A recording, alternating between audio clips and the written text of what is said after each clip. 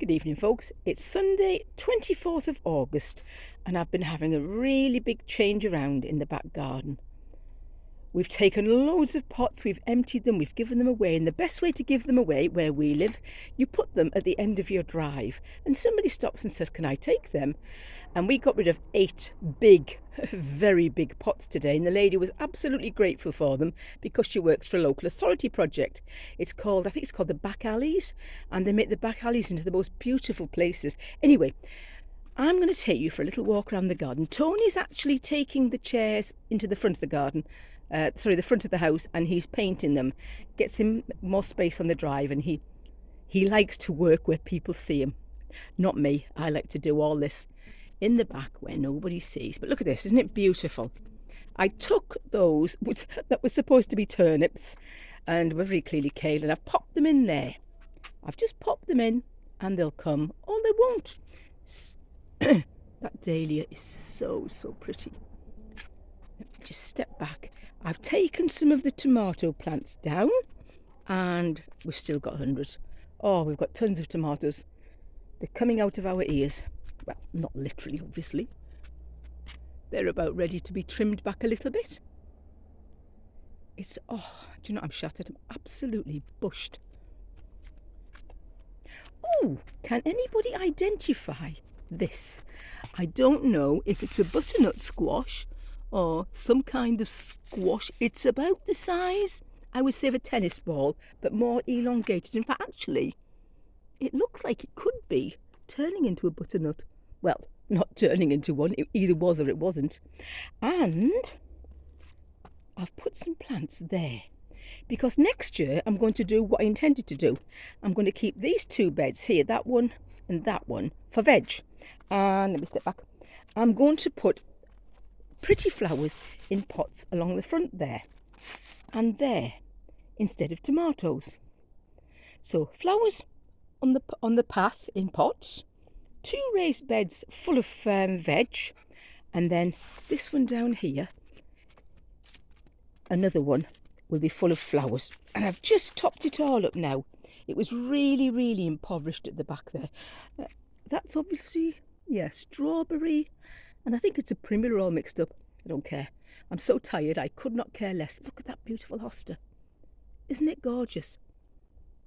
Beautiful. So this tomato, once it's finished, I can get these off the path. Parsnips there in the bucket. We'll leave them obviously for the winter months. This, look at this beauty, is one of the badger flame beets that Ali sent me the seeds of, and I've left it to go to seed. And look at this. So once they've dried a little bit, I'm going to pick them all off, put them in a bag and let them dry properly, because I've got some nice net mesh bags, and I'll just put them in the net mesh bags and let them dry properly. Oh, do you know, I'm so tired. I've been out here, since 8 o'clock this morning, and it's now, let me have a little look. Let's have a look. 7:05. Gosh, I've just said to Tony, I was going to have another half hour, but I'm just so tired. I said, nope, I'm knocking off now. He's been out the front, bless him, painting chairs and things all day. He's done such a good job, bless him. He's worked so darn hard just recently. Look at that beautiful cauliflower. Look at the size of that beautiful cauliflower.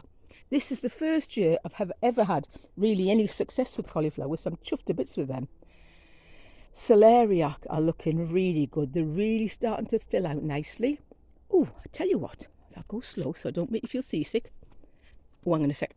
Black Russians, still coming strong, these Black Russians. They are such lovely, I don't mean lovely looking, but oh, they're such lovely, tasty tomatoes. Right. Anyway, what was I going to show you? Oh, that's how tired I am. I can't remember what I was going to show you. We're leaving this fennel for the insects. Isn't it beautiful? Absolutely beautiful. I'll tell you what I've done today. I've had to cut loads of flowering spikes off the broccoli, the white 9-star. It was nothing like, the flowering spikes. Hang on, I'll just show you actually. I can see one there I've missed. There, look. Look at that. Where's it gone? There. That's nothing like the flowering spikes that we got at the beginning of the year to eat. Look at my carrots all coming. Tubs and tubs and tubs of them. I've got 6 tubs of them. and they're going to stay under there. I wanted to empty that pink green stalk. I don't mean empty it, sorry, take it apart. And I want to move it back a little bit because I've put another piece of the conduit there. Those conduits are at the front garden, back garden, front garden. Hopefully that's where it'll stay. Move the cold frame down to there because we don't get a lot of sun on there in the winter months, and the chairs are better up near the house where we do at least get a little bit of an evening winter sun. So that's my cold frame. Let me get down here without breaking my neck. Autumn raspberries are coming beautifully. I keep walking past them and I'm sure they're ripening as I walk past them. They're beautiful. Carrots are doing really well. They're gorgeous.